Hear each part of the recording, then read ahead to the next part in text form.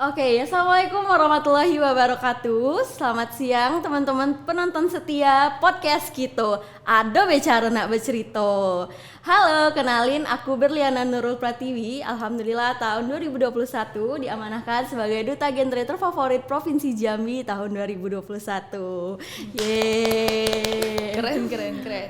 Nah, di sini Berliana nggak sendirian. Di sini udah hadir bintang tamu kita. Siapa lagi kalau bukan Kak Sonia Permatasari yang merupakan duta genre Provinsi Jambi tahun 2020. Halo Kak. Halo Berliana. Gimana kabarnya Kak? Alhamdulillah baik. Ih cantik banget Berliana. Aduh, Masya Allah dipuji sama yang lebih cantik. Masya Allah. Masya Allah. Kakak gimana kabarnya, sehat, cerdas, ceria atau gimana nih? Oh tentu saja. Tentu Tentu saja. saja sehat, cerdas, ceria ya Bunda ya. Harus dong.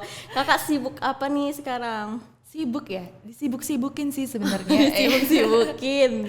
Kalau kegiatan sih keseharian aku itu aktivitasnya apa ya? Istilahnya tuh koasisten dokter muda di Masya Allah, dokter muda nggak tuh? Aduh. dokter muda di Rumah Sakit Raden Matahir sekarang lagi di stasi anak. Aduh, pasti ketemu anak-anak yang gemes-gemes gitu kan Kak. Asli gemes banget tahu. Ya Allah, mereka tuh jadi pengen cubit. kirain pengen cepet punya. Bukan. Belum. Kita harus berencana dong Kak. Oh, baik. Kakak sekarang selain koas, apa nih di luar kuliah? Kakak sibuknya apa? Kalau di luar kuliah sih kesibukan aku paling kayak gini ya, datang ke acara forum, terus juga kayak sering rapat-rapat kegiatan gitu kan. Terus juga Sibuk juga ya ternyata. ya Bunda, kita harus jadi momen-momen Miss Independen, Miss luar Independen. biasa. Sesuai lagi hits-hits sekarang ya Bu. Iya benar banget. Jadi no more time untuk galau-galau lah gitu. Gak boleh galau Kak. Skip gitu Skip kan. galau. Jadi penuh dengan kegiatan supaya lupa lah semua kesedihan-kesedihan seperti Luar itu. biasa sih. Nah Kak Sonia tadi tuh nyinggung duta genre.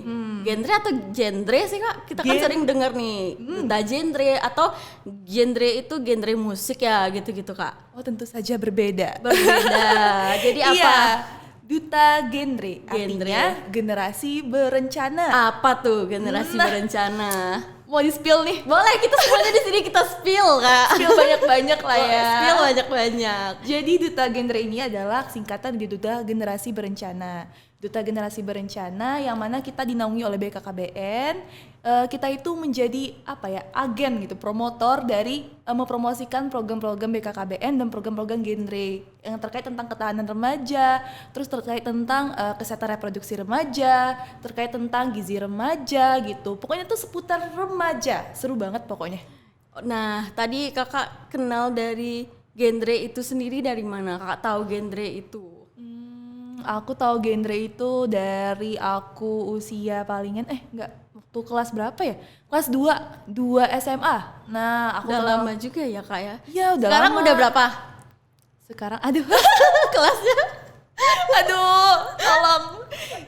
Kalau sekarang udah selesai, Oh, udah sarjana, udah alhamdulillah. selesai, udah esket, sarjana kedokteran. Sekarang Masya lagi Allah. koasisten, berarti lagi praktek masa klinik lah ya, lagi profesi gitu. Oh, bukan anak SMA. Bukan. Tapi kelihatannya anak SMA nih. berarti masih baby face lah ya. Ya, masih unyu.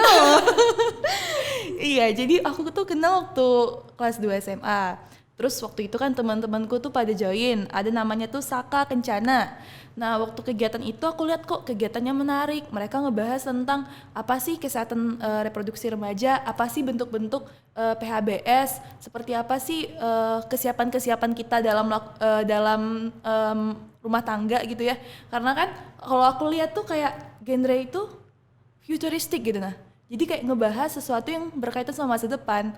Tuh kan kita kan sekarang nggak berkutat sama dunia kita aja sekarang kan, kita tuh bakal maju ke depan dan aku lihat tuh genre itu penuh dengan perencanaan. Genre itu kayak ibaratnya tuh ya kayak ngasih jembatan kita gitu loh. Gini nih kalau kita pengen rencana nih kita harus ngelakuin ini dan aku rasa di genre itu aku bakal ngedapatin itu karena aku lihat juga di teman-teman aku juga gitu. Terus juga mereka tuh kayak skills ngomongnya tuh ya kayak hebat banget gitu. Public speakingnya Kak. Public speakingnya bagus banget. Mereka tuh pandai kayak ngepromosiin kesehatan. Jadi bahkan mereka tuh bisa ngobrol gitu kan, kita kan sesama kita tuh belum tentu sampai ya, tapi mereka tuh bisa nyampein pesan-pesan singkat yang bisa diambil sama remaja, sama kami pendengar. Kok aku lihat public speakingnya keren banget gitu, dan bisa menginfluence, mempengaruhi teman-teman yang lain ya sebayanya. Aku pokoknya pengen kayak gitu juga tuh. Berarti dari awal udah tertarik dan merasa minat ya Kak? Betul, banyak banget yang alasan, kayak udah berbagai macam alasan aku tuh pengen banget masuk genre gitu, pengen banget, bukan masuk sih jatuhnya, pengen banget berkecimpung langsung gitu, jadi agen promotornya genre gitu. Terus ya udah deh, setelah itu udah aku coba cari tahu sampai di akhir aku kelas 3 SMA kali ya. Aku tuh coba-coba gitu, ikut-ikut duta kan, ikut-ikut duta, ada duta genre namanya. Duta genre waktu itu di Kota Jambi tahun 2017. Aku coba, ternyata gitu, mungkin rezeki kali ya Bun ya. Masya Allah. Rezeki gitu, nggak taunya lolos gitu kan, lolos semifinal, lolos sampai ke final. Terus sampai jadi juara 2 gitu, alhamdulillah gitu kan. Itu di kota Jambi. Selanjutnya berjalan waktu, terus belajar, terus mengasah potensi gitu ya, dan terus ngelakuin program-program lah ya. Ini kan udah terpilih sebagai duta nih, jadi aku bukan sekedar terpilih aja waktu itu, kayak berusaha gimana sih cara kita untuk selalu sosialisasi gitu kan. Pada masa itu kan belum terlalu tren ya TikTok ya pada masa itu ya, jadi pada tahun 2017 tuh masih tren-trennya tuh kayak sosialisasi secara langsung ke sekolah-sekolah. Nah waktu itu aku ngelakuin itu, terutama aku sosialisasi ke eskul juga gitu. Aku juga rajin kayak datang sebagai juri eskul, sekaligus aku masukin lah poin-poin genre di situ. Perlahan-lahan akhirnya di tahun 2020 aku mencoba lagi peruntungan mendaftar sebagai finalis Duta Genre Provinsi Jambi tahun 2020, dan alhamdulillah ternyata mungkin rezeki Allah juga ditakdirkan dan diamanahkan sebagai juara satunya gitu. Alhamdulillah, dan sangat terlihat sekali nih sangat duta sekali. Berarti bukan duta KB gitu ya Kak? Kan sering kita dengar tuh duta genre, duta KB ya gitu-gitu. Kalau untuk penamaan ya, kita tuh duta genre, tapi salah satu program yang juga kita kasih tahu juga salah satunya mungkin tentang KB ya, karena kan KB itu kita tahu ya, KB itu kan merupakan salah satu cara gitu untuk kita menunda kehamilan gitu kan, dan salah satu poin yang kita pelajari di genre kan untuk menunda kehamilan pertama sampai usia 21 tahun gitu ya. Ingat 21, 21, 25 keren. Gitu. Gimana? 21, 25 keren. Nah, gitu. Sambil promosi lah ya kita di sini. Harus dong, harus promosi. Nah, Kak, tadi Kakak nyinggung pemilihan. Gimana tahap-tahap Kakak mengikuti pemilihan duta genre di provinsi? Apa aja yang Kakak ikutin gitu? Panjang sih. Boleh kita spill semua di sini Kak. Lagi. Kita dengarkan nih. Emang khusus untuk podcast kita nih spill-spillan luar semua. biasa. Khusus buat podcast kita nih. Oke. Kalau waktu itu awal-awalnya tuh ada tes biasalah administrasi, kita masukin bahan-bahan pas foto, terus kita juga masukin kayak esai, kenapa aku harus terpilih gitu, kenapa aku harus menjadi bagian dari duta genre, terus apa yang harus motivasi lah, jatuhin motivasi kenapa mau menjadi bagian dari genre. Terus juga waktu itu ngelampirin SK PIK-R waktu itu. Ya, ternyata kita harus tergabung di dalam PIK-R terlebih dahulu ya Kak? Iya, waktu itu tergabung di dalam PIK-R, yaitu Pusat Informasi Konseling Remaja. Terus lanjut pengumumannya udah selesai, pengumumannya tuh pengumuman administrasi. Habis itu lanjut tes wawancara pertama, tes tertulis. Waktu itu kan karantina. Online saya. Oh, masih online. Iya, waktu zaman aku tuh online. Jadi wawancaranya online, tes tertulisnya juga online, sampai terpilihlah kalau nggak salah 15 pasang, artinya 30 orang, 15 putri, 15 putra, gabung, kita ketemu di hotel. Habis kita ketemu di hotel, kita dikarantina, diajarin dulu, dikasih materi dulu. Habis itu nanti ada tahap-tahapan wawancara lagi, presentasi program, dan tibalah di malam final, disebutkan 10 besar. Gimana, deg-degan nggak Kak? Aduh, aku tuh agak aneh ya waktu itu ya. Kenapa? Orang 10 besar tuh belum ada yang kayak agak meneteskan air mata, belum ada ya, karena kan masih 10 besar. aku tuh waktu udah 10 besar tuh kayak udah kayak pengen netesin Udah mata aja. terharu. Terharu gitu kayak masa masuk 10 besar aku nih gitu kan, kayak Gak yakin. gak yakin gitu. Terus, Tapi lu lolos gitu 10 besar. Jadi orang mungkin pas 10 besar belum ada yang agak meneteskan air mata, aku udah agak meneteskan air mata gitu. Ya udah kan dengan gaya-gaya kayak ala-ala gitu kan, kayak gitu kan. Ya udah Tetap deh, cool gitu. tetap stay cool gitu. Iya. Terus ya udah deh, akhirnya disebut lagi kembali 5 besar. Nah pas di 5 besar nih kalau nggak salah sih bukan tanya jawab lagi, tapi kita kayak ada topik, kita promosiin topik tersebut. Kalau nggak salah sih waktu itu aku topiknya dapatnya pubertas. Jadi aku kayak ngasih tahu kalau lagi pubertas tuh apa sih poin-poin yang harus kita tahu tentang pubertas, usianya gitu-gitu sih waktu itu. Akhirnya udah, dan pas pengumuman jeng aku disandingkan bersama yang hebat juga dari Stikba gitu kan. Tentunya. Terus ya udah akhirnya pas terpilih itu kayak aku sampai ngomong gitu sama yang sebelah gitu, sama si Putri Lestari kan, Putles 2019 kan, ini beneran aku yang terpilih, bener, tidak salah nih. Masih tidak nyangka ya? Masih tidak nyangka gitu. Ya udah akhirnya kepilih gitu, dan dengan senang hati, dengan gembira mengemban amanah tersebut. Dan gimana ya, mengupayakan diri supaya aku aktif di Instagram biar bisa nge-influence remaja-remaja. Dan alhamdulillah ya Bunda, selama aku menjabat tuh followers aku pernah sampai 5.000. Wah, luar biasa, langsung Pernah. insight-nya naik ya? Iya, pernah sampai 5.000. Terus ya kalau udah sekarang kan udah agak-agak mungkin masih banyak bintang-bintang lainnya yang bermunculan. Iya. Jadi udah tinggal 4.700 sekarang. Nggak apa-apa, tetap cantik di hati kami ya. Bisa aja nih. Nah, kakak mengikuti Duta Genre Provinsi Jambi. Selanjutnya sudah terpilih, lanjut ke nasional lagi ya kak? Waktu itu ya, Gimana ceritanya? di nasional itu aku lanjut bulan berapa ya? Bulan November. Berarti bertemu semua Online provinsi. saya. Online oh masih sayanya. online, Iya, belum ketemu. iya. Ya, kasihan. Jadi nggak bisa show up bener gitu. Oh, gitu. Kalau secara online gini kan jatuhnya tuh memang bener-bener bermodal kayak dari segi kameranya juga harus kamera yang Iya, bagus gitu ya, biar benar. tampak looknya tuh fresh. Jadi waktu itu aku sih ngaku kalau aku tuh belum banget lah, belum well prepare banget kan. Karena waktu itu tuh lagi fase-fasenya juga di kuliah nih yang kayak susah juga izin gitu waktu itu. Jadi kayak bener-bener ngimbangin antara ini lomba, ini lagi kuliah gitu. Tapi alhamdulillah sih walaupun ya nggak menang gitu kan, tapi alhamdulillahnya tuh aku dikenal sama teman-teman yang lain, kayak walaupun nggak winner gitu, tapi kita tuh dikenal dan sama teman-teman dari duta-duta lain gitu. Ditambah lagi walaupun aku nggak winner, kayak ibarat katanya tuh masih kepake lah ya Bun, jadi moderator acara nasional gitu. Alhamdulillah. Waktu itu ada acara dari Forum Genre Indonesia tentang kita, itu pernah diajak juga jadi salah satu moderator, ngebawain tentang platform edukasi kesehatan gitu, kayak ngebahas tentang tabu ID gitu, kayak ngebahas tentang siap nikah gitu. Jadi alhamdulillah lah gitu. Senangnya tuh kayak nggak apa-apa nggak juara, tapi ibaratnya tuh kita diakui, disenangi gitu sama orang-orang di sana, karena kan kita nunjukin kinerja kan. Karena kalau jadi duta itu bukan tentang proses ketika kita terpilih aja, tapi gimana sih proses kita setelah terpilih dan kita konsisten untuk kayak menunjukkan eksistensi kita gitu. Terus gimana nih rasanya bertemu dengan seluruh Indonesia Duta Genre saat dipersatukan di pemilihan Duta Genre Indonesia? Menarik sekali, tentu menarik sekali, karena aku lihat kayak wah ini bener-bener bentuk remaja masing-masing perwakilan provinsi yang bener-bener berkualitasnya tuh super duper gitu. Mulai dari public speakingnya wow banget, Luar biasa. asli. Terus mulai dari cara mereka ngebawain, jadi kayak mereka tuh gimana sih cara narik audiens, mereka tuh pandai betul gitu. Jadi aku akui, dan ilmunya juga mantap-mantap.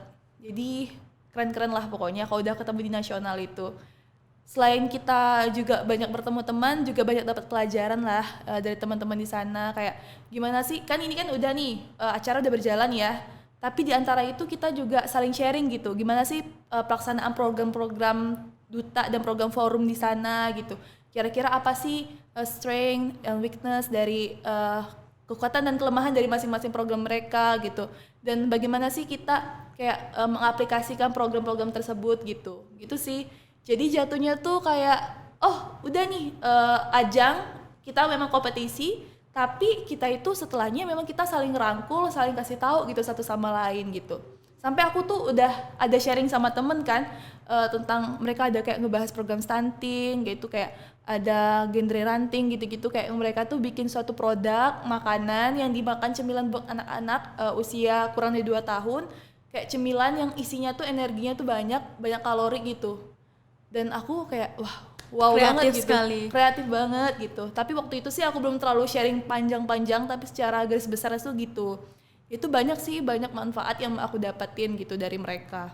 Gimana kalau kakak ngenalin Jambi itu sendiri ke nasional kak? Kan masih banyak yang tahu tuh Jambi itu di mana sih? Kakak kenalin ke nasional tuh gimana? Atau ada cerita seru kakak kenal dari kabupaten lain gitu? Kalau Jambi sih jujur mereka udah kenal Jambi, karena kan alhamdulillahnya winner-winner sebelumnya pun juga ada dari Jambi kan. Jambi udah pernah kan sebagai winner gitu tahun-tahun lalu. Jadi nggak terlalu susah sih kayak ini Jambi, nggak sampai segitunya. Tapi ada poin-poin kayak kalau di nasional tuh tahunnya tuh gini, Jambi Bejayo kayak gitu. Bejayo. Jadi kita tuh udah punya tagline-nya Jambi gitu. Yaitu Jambi tuh kalau udah ngomongin Jambi pasti mereka langsung bilang Bejayo gitu. Kalau acaranya tuh pasti lebih seru offline sih. Ketemu langsung pasti seru. Kita bakal teriak-teriak, nyanyiin yel-yel pasti bakal lebih seru gitu. Kangen gak kak? Jadi sedih. Iya. Aduh diajak flashback. Kayak gitu sih. Kenapa sih kakak memilih duta genre dibanding pemilihan duta-duta yang lain atau putra-putri yang lain gitu? Karena aku ngerasa tupoksi yang sesuai dengan nurani hati nurani aku tuh bener-bener dari genre. Karena kan terlebih ya kalau dari segi sistem aku tuh juga dari kesehatan gitu ya, dari kuliahnya. Terus juga di genre itu rata-rata kayak ngebahas kesehatan remaja, dan tambah lagi ada skill-skill remaja. Karena aku tuh dulu walaupun aku anak kesehatan, aku tuh juga suka kayak ikut nari. Waktu zaman-zaman kecil aja ikut robana gitu-gitu ya. Kayak Anak seni nih dari anak kecil. seni gitu ya Bun ya. Tapi aku bukan anak olahraga. Aku susah. Aku nggak bisa berenang. Gitu. Aku susah main basket. Tapi aku suka seni gitu. Dan aku rasa genre itu lengkap gitu. Oke, mau seni oke. Mau tentang desain oke, tapi aku belum bisa desain. Nanti kita belajar bareng. Iya. Kalau editing video oke gitu. Jadi di genre itu udah lengkap bagi aku. Dan duta-duta lain tuh udah oke juga. Cuman kalau aku tuh lebih gitu, lebih klopnya tuh sama genre Sesuai gitu. passionnya juga. Ya si love-nya Ya. gitu ya, lebih klop Ya. sama genre. Seru banget sih Kak Sonia. Jadi kita udah jadi duta genre nih. Tugasnya apa? Terus kayak kegiatan kita apa sebenarnya Kak?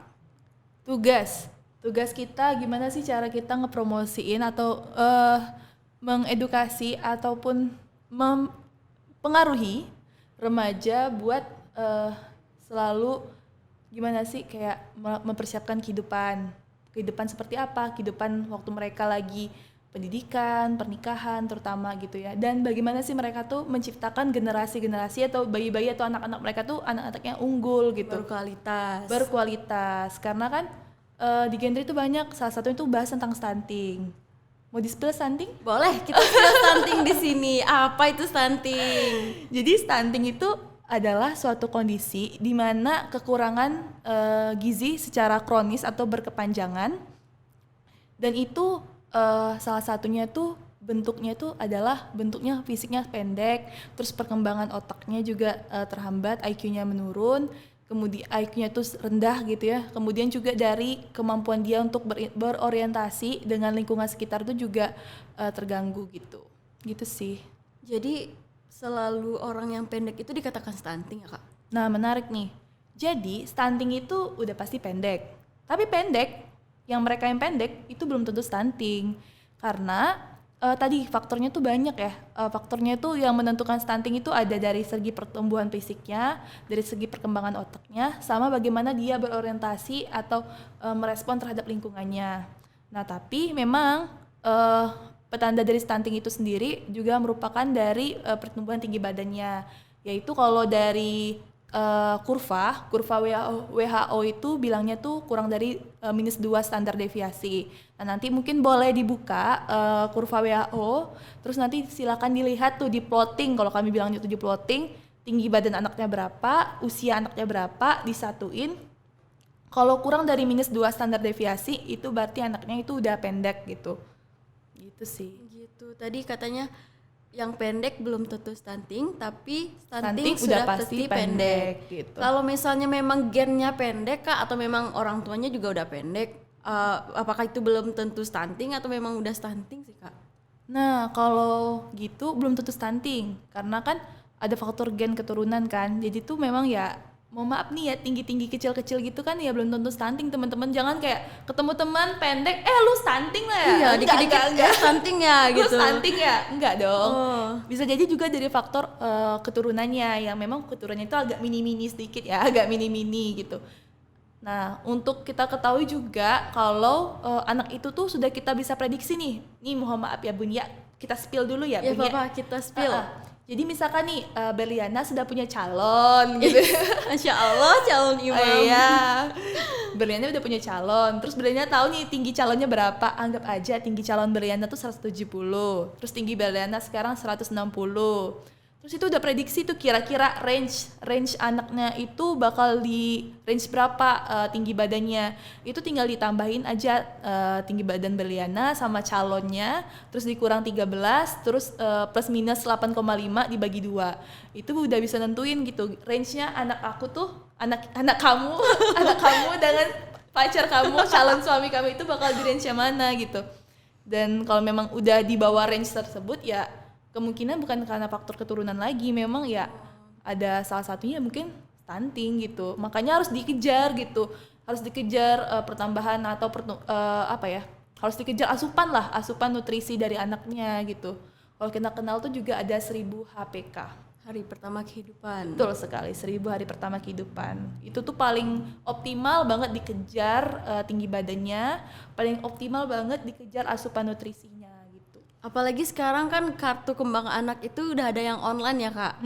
Betul. Nah dulunya kita ngisi kartu tuh harus pakai kertas, harus digambarkan dulu. Sekarang sudah ada online-nya dari BKKBN. Nah itu menariknya. Salah satunya tuh bentuk dari keunggulan dari dunia digital seperti ini kan. Yaitu kayak udah ada kemudahan lah gitu, terutama untuk kita ibu-ibu muda lah ya nanti. Calon ibu muda gitu ya. Calon ibu muda yang kayak pengen butuh aplikasi. Nah ini udah dikasih kemudahan nih sama BKKBN gitu, tinggal dipakai aja gitu. Bahkan banyak ya, ada salah satu aplikasi yang Sonia bilang tadi, Siap Nikah gitu. Aplikasi Siap Nikah tadi kan tinggal dimasukin nih datanya, misalkan apakah kamu sudah siap ini, tinggal tap scroll, tap scroll, nanti bakal nunjukin gampang. Nanti tinggal nunjukin apakah kamu itu udah siap nikah atau belum, karena di situ tuh banyak kesiapan yang dicantumkan lah gitu. Misalkan ada kesiapan finansial dari segi keuangan, kesiapan mentalnya, kemudian juga dari kesiapan fisiknya gitu ya gitu. Apa nih nama aplikasinya Kak? Boleh di-spill nggak aplikasinya apa? Elektronik Siap Nikah dan Hamil, disingkat LC-Mil. Bisa di-download di Google Play Store di handphone kalian. Menarik sekali. Kita promosi ya sekalian. Iya, kita promosi. Harus dong. Atau ada link di bawah ini, boleh diklik gitu.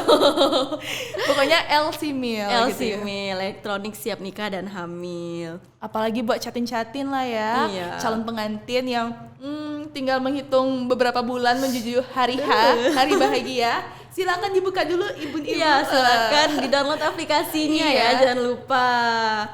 Nah Kak, nanti kita lihat nih ada yang pendek belum tentu stunting. Tapi gimana kita mencirikan kalau dia itu benar-benar stunting, gimana Kak?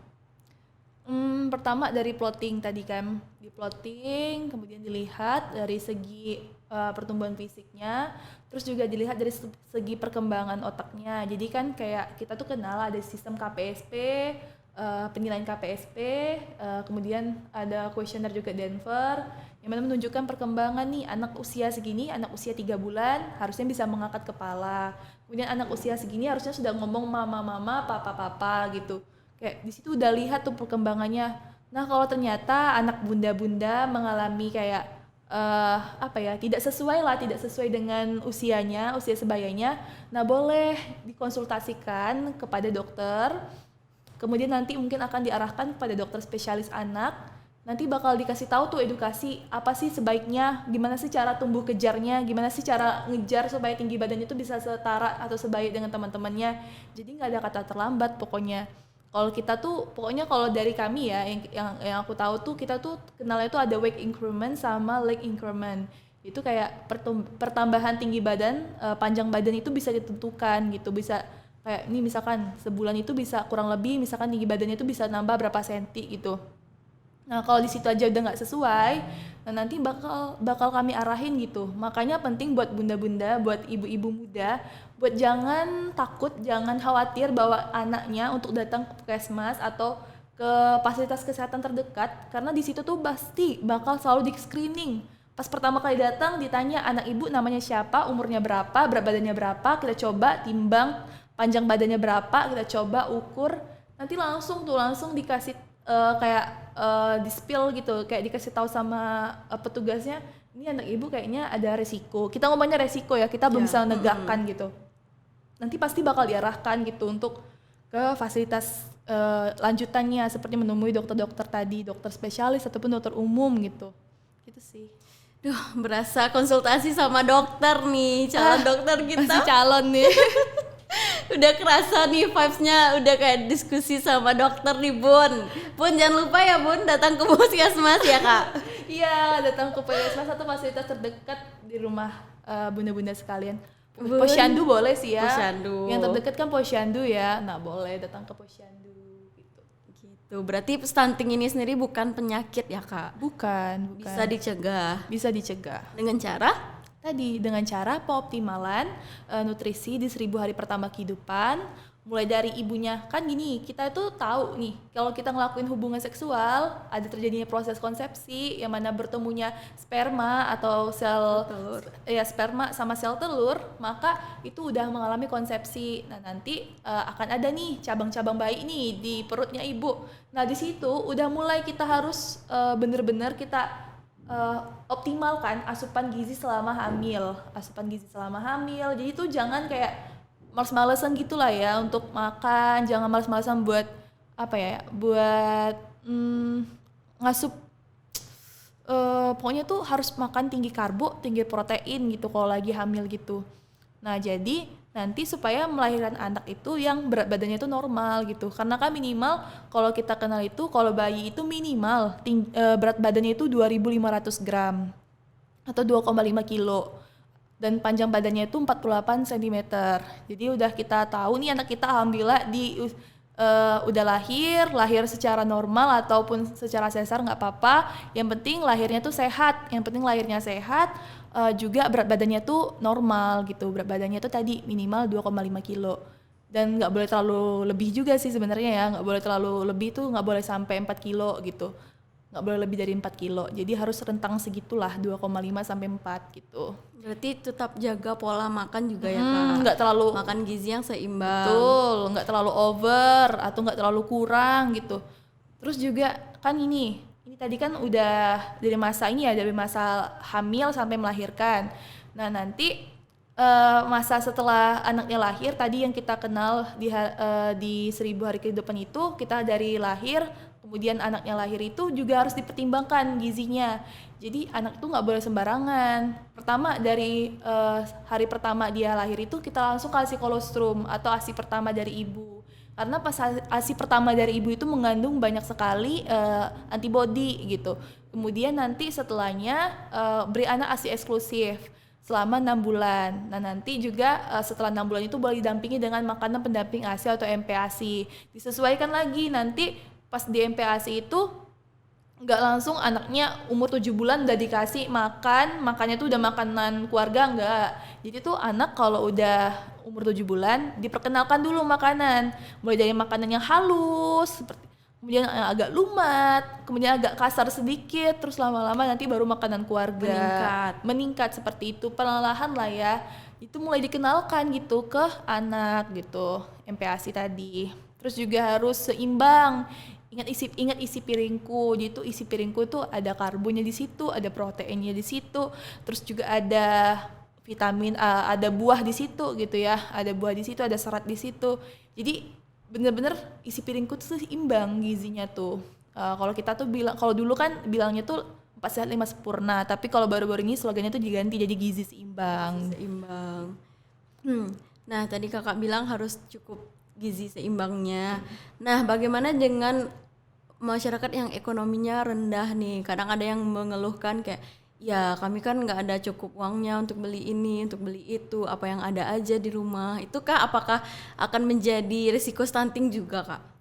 Iya, aku pernah ikut acara gitu ya Bunya, pernah ikut acara yang mana dia tuh sharing-sharing memang di acara itu kalau salah satu penyebab dari asupan gizi yang belum terpenuhi itu bukan karena edukasinya kurang aja, tapi memang karena ekonominya rendah. Nah, hal ini juga harus disiasati dibantu oleh pemerintah juga dan setempat gitu, pemerintah setempat gitu untuk gimana sih mengupayakan dan men-screening langsung gitu, kayak langsung dievaluasi, langsung disidak kira-kira menurut aku nih ya, menurut aku kira-kira siapa saja sih keluarga yang memiliki anak kurang dari 2 tahun yang berpotensi mengalami stunting. Jadi itu langsung dilakukan pengayoman lah gitu. Apalagi kan sekarang ada Satgas Stunting ya, baru-baru ini aku dengar ya dari BKKBN. Dan itu merupakan upaya yang paling terdekat lah ya, upaya paling bagus gitu untuk mencegah stunting itu sendiri. Jadi makin bersyukurlah pada masa kini gitu ya. Pada masa kini pemerintah tuh udah bener-bener fokus banget sama stunting gitu. Karena kan gini ya, kita tuh kepengennya di tahun 2045 itu kan itu Indonesia emas ya. Dan kita kepengennya tuh generasi-generasi yang terbentuk tuh juga generasi-generasi emas, bukan sekedar hanya nih orang aja gitu, tapi benar-benar orang-orang yang berkualitas gitu. Bukan orang-orang biasa, tapi benar-benar orang yang berkualitas yang mulai dari segi intelektualnya oke gitu, terus dan dari segi fisiknya pun juga oke gitu. Maksudnya tuh nggak stunting, karena keadaan stunting tadi ingat bukan sekedar pendeknya aja tapi otaknya juga gitu. Nah, tadi kakak bilang semua peran masyarakat atau pemerintah nih ikut serta dalam stunting. Kalau kita sendiri sebagai remaja, Kak, peran kita sebagai stunting apa untuk mencegah stunting maksudnya? Terus juga gimana sih kita tuh harus mempelajari stunting tuh mulai dari mana gitu, Kak? Apakah kita remaja ini juga termasuk untuk pencegahan stunting? Upaya kita apa sih, Kak, yang bisa kita lakukan gitu? Oke, kalau dari kita remaja nih ya, kalau dari kita remaja tentu usaha kita tuh lakuin pertama, kita tuh harus sehat nih. Kita kan calon ibu ya, calon ibu yang sehat itu akan melahirkan bayi-bayi dan anak yang sehat pula. Nah, maka dari itu saran Sonia nih buat calon-calon ibu muda nih, yaitu harus benar-benar dipastikan bahwa sebelum hamil, sebelum merencanakan kehamilan, itu harus dicek. Jangan sampai ibu-ibu itu menjadi ibu hamil yang anemia gitu. Karena kalau misalkan nih ibu-ibu hamil yang anemia ini akan juga beresiko melahirkan anak yang stunting gitu. Dan juga ketika aku nih kan stasi anak nih ya, dan aku pernah ketemu kasus secara langsung yang mana ibunya itu memang dasarnya anemia dengan HB8 juga melahirkan anak yang ternyata anemia, dan itu ternyata memang ada sinkron, jadi ibu anemia melahirkan anak yang anemia, tambah lagi anaknya juga waktu itu berat badannya berapa ya, 2,3 kalau nggak salah atau 1,7 lupa. Itu aku pegang sendiri kasusnya dan aku baru tahu gitu ternyata seberkorelasi itu antara si ibu dengan si anak. Ya wajar lah ya, karena gini, anak itu dapat nutrisi kan dari plasenta. Plasenta kan nyambung sama apa yang kita makan gitu. Dan darah yang didapetin atau nutrisi yang didapetin sama anak kita di dalam janin itu juga berasal dari ibu gitu. Kalau dari ibunya aja HB-nya udah rendah, ibunya aja udah anemia, kebayang nggak sih anaknya di dalam gitu? Kan anaknya itu benar-benar menampung dari ibunya, karena kan kita memang saling terhubung kan antara ibu dan anak di dalam kandungan gitu. Makanya disitulah paling penting, kita juga harus sehat gitu. Kepengen nggak sih kalau anak yang kita lahirkan itu juga jadi anak-anak yang hebat gitu? Karena kan kita walaupun kita gini, misalkan ibarat kata kita kita ibaratkan tuh kayak ini sekarang kita posisi kita seperti ini, kita tuh upayakan anak kita tuh bahkan lebih dari kita gitu. Nah harapannya seperti itu kan, kalau pengen anak kita lebih dari kita, harus kita upayakan nutrisinya oke, mentalnya oke, kesehatannya oke. Jangan sampai nih anak kita diare, udah tahu anak kita diare nih. Diare kan bikin nafsu makan berkurang, anaknya jadi kurus, didiemin aja. Oh jangan gitu, harus langsung diatasi ya gitu.